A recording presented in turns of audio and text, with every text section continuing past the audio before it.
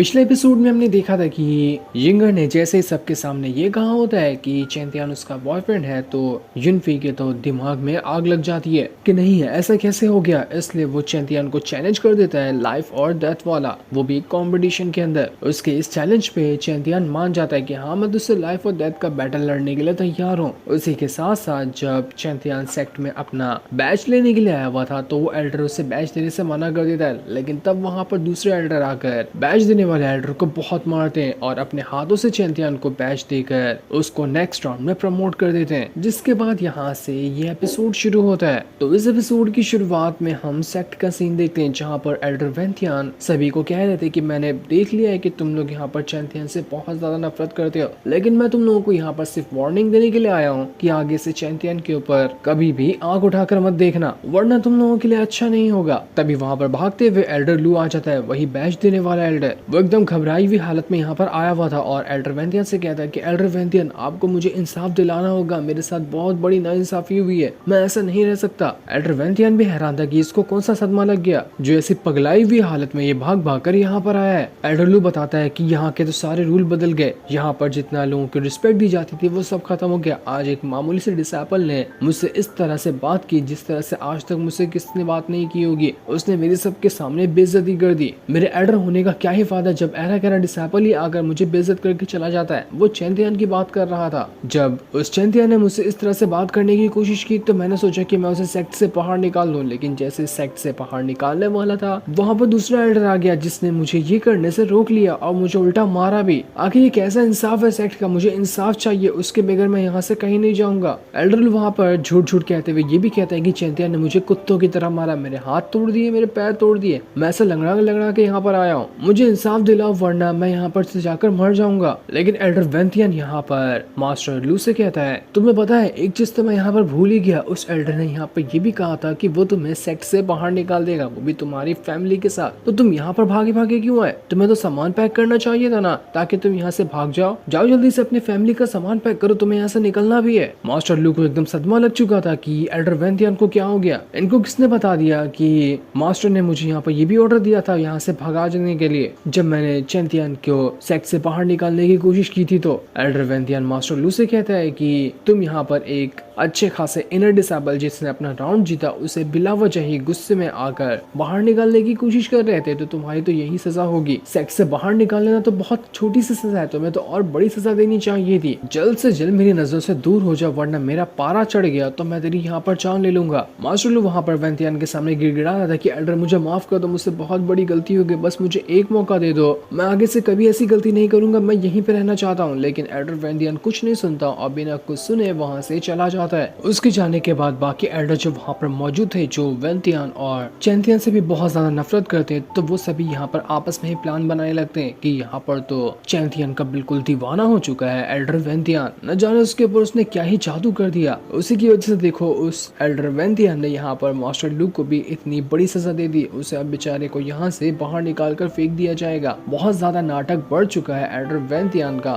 तो हमें यहाँ पर कुछ न कुछ कदम उठाना पड़ेगा। बहुत सालों से एल्डर वेंथियन यहाँ का एल्डर बना फिर रहा है, ऐसा लग रहा है कि अब उसकी पोजीशन यहाँ पर छीनने की टाइम आ चुकी है, उसे यहाँ से बाहर निकाल कर फेंक दिया जाएगा ना, तभी हम यहाँ पर आगे चलकर अपना प्लान कुछ बना पाएंगे, वरना तो ये सारे हमारे प्लान को ऐसे ही बर्बाद करता जाएगा। दूसरी तरफ हम चैंतियान को देखते हैं जो अपने दोस्तों के साथ एक नई जगह पर आया था, क्योंकि उसने कंपटीशन का राउंड जीता है तो वो अब से एक इनर डिसेबल बन चुका है, और जहाँ पर एक इनर डिसेबल रहता है उसे वहाँ पर लेकर आया जाता है, जो जगह बड़ी कमाल की थी और वहाँ पर कल्टीवेशन करने के भी रिसोर्सेज बहुत अच्छे थे। इस जगह को देखकर चैंतियान और ज़ुआन बहुत ज्यादा खुश हो जाते हैं। ये दोनों यहाँ पर खुश हो ही रहे थे कि तभी वहाँ पर उड़ते हुए एक स्पिरिचुअल बर्ड आती है, जो बर्ड यहाँ पर चैंतियान के लिए लाइब्रेरियन का मैसेज लेकर आई थी। लाइब्रेरियन ने ये कहा होता है चैंतियान से कि चैंतियान जल्दी से मुझसे आकर मिलो, मुझे तो तुम्हें कुछ जरूरी बात बतानी है। ज़ुआन एकदम पगला चुका था कि अरे बाप रे, ये तो बर्ड भी बोलता है, अरे ये कैसा बर्ड है जो चैंतियान को लेने के लिए यहाँ पर आया, वाह बड़ी कमाल की बात है। चैंतियान ज़ुआन को यहाँ पर बाय बाय कहते हुए उस बर्ड पे सवार होकर वहाँ से चला जाता है ताकि देख सके कि लाइब्रेरियन क्या कहना चाह रही है उससे। चैंपियन बड़े मजे से बर्ड पे सवार होकर आसपास का नजारा देखते हुए उसी ओर बढ़ने लगता है जहाँ पर लाइब्रेरियन थी। वो जगह एक पहाड़ पर होती है और यहीं पर लाइब्रेरियन ने उसे बुलाया था। चैंपियन के साथ वो जो बीस्ट होता है वो भी बड़ा ही खुश था। दोनों बड़े मजे से इस सफर पे आगे बढ़ते जा रहे थे क्योंकि काफी दिन बाद चैंपियन ने इस तरह का कोई सफर एक्सपीरियंस किया था, तो वो इस सफर के पूरी तरह से मजे ले रहा होता है। तो वहीं लाइब्रेरियन जो थी वो आसमान में चैंपियन को उड़ता हुआ देख लेती है। उसे देखकर कहती है कि चलो चैंपियन यहाँ पर पहुंच गया। तो उसी के साथ साथ चैंपियन भी अब वहाँ पर जमीन पे आ जाता है क्योंकि वो बर्ड ने उसे यहाँ पर लाकर छोड़ दिया था। वहाँ पर आने के बाद चैंपियन लाइब्रेरियन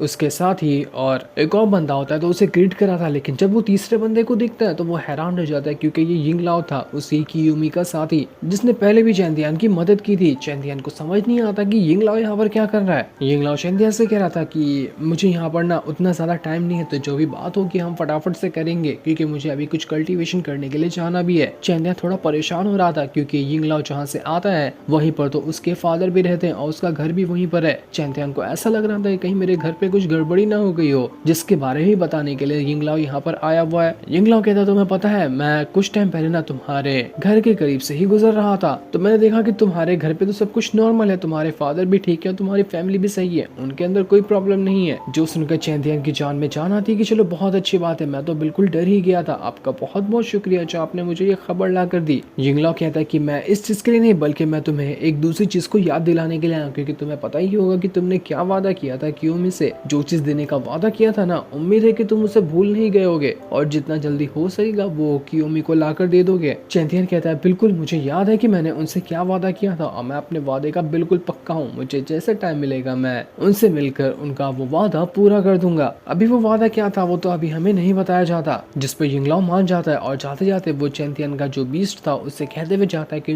तुम तो बहुत ज्यादा क्यूट हो। इस चीज को देखकर वो बीस्ट शर्म से लाल पीला हो चुका था। उसके जाने के बाद लाइब्रेरियन जो होती है वो चैंपियन से कहती है कि चैंपियन मैं तुम्हें यहाँ पर एक चीज पूछने के लिए बुलाई हूँ, तुम्हें पता है वो चीज क्या है? मैं ये जानना चाहती हूँ कि आखिर तुम्हारे और यिंगर के बीच में चल क्या रहा है। तुम दोनों की चर्चा न पूरे के पूरे सेक्ट में है और जैसे मुझे ये खबर मिली मैं बिल्कुल हैरान रह गई, इसी वजह से मैं तुम्हें यहाँ पर बुलाई हूँ। चैंपियन कहता है अरे आपको ना इस खबर के बारे में जानकारी नहीं निकालनी चाहिए थी, बड़ी बेकार सी और फालतू खबर है, मुझे समझ नहीं आ रहा कि मैं आपको ये कैसे बताऊंगा। लाइब्रेरियन कहती है कि शर्माने और माने की जरूरत नहीं है, जो बात सच है बिल्कुल साफ साफ बताओ और इसकी शुरुआत कैसे हुई मुझे वहां से जानना है। तब यहाँ कर चैंपियन जो होता है लाइब्रेरियन से कहता है कि वो तो शुरुआत हुई थी बिल्कुल एक मिसअंडरस्टैंडिंग से। मैं अपना स्पिरिचुअल वाटर के अंदर नहा रहा था तो मैंने नहीं देखा कि यिंगर भी वहां पर मौजूद थी, बिल्कुल गलती से हुआ था, मैं उसको देखना नहीं चाह रहा था। तो ये थी हमारी पहली मुलाकात। उसके बाद से धीरे धीरे करते हुए हम एक दो बार और मिले। यिंगर को सारे लड़के दीवाना बनते हैं उसका, तो उन लड़कों से पीछा छुड़ाने के लिए उसने झूठ झूठ कह दिया सबके सामने कि वो मुझे पसंद करती है। ये भी बस एक नाटक ही है, आपको इसमें यकीन करने की कोई जरूरत नहीं है। लाइब्रेरियन चैंपियन से कहती कि मैं यहाँ पर तुम्हें एक चीज बताना चाहती हूँ कि तुम यहाँ पर यिंगर के साथ कुछ भी करो उससे कोई मतलब नहीं है, लेकिन क्या तुम उसके फादर के बारे में जानते हो कि वो कौन है, उनका बैकग्राउंड क्या है? उनके फादर का नाम लियो चैन है, क्या तुमने कभी ये नाम सुना है? चैंपियन एकदम हैरान रह जाता है कि हाँ मैं तो लियो चैन का नाम सुना, वो बहुत ज्यादा पावरफुल बंदे थे जिन्होंने आज तक के कभी भी कोई राउंड अपना नहीं हारा, वो हमेशा जीतते ही थे, उनके जैसा पावरफुल बंदा शायद ही कोई होगा। लाइब्रेरियन कहती कि कुछ ऐसी बात है जिसके बारे में तुम नहीं जानते लेकिन तुम्हें वो जानना चाहिए। लियो चैन जो है उन्हें एक गलत इल्जाम के अंदर फंसा दिया गया था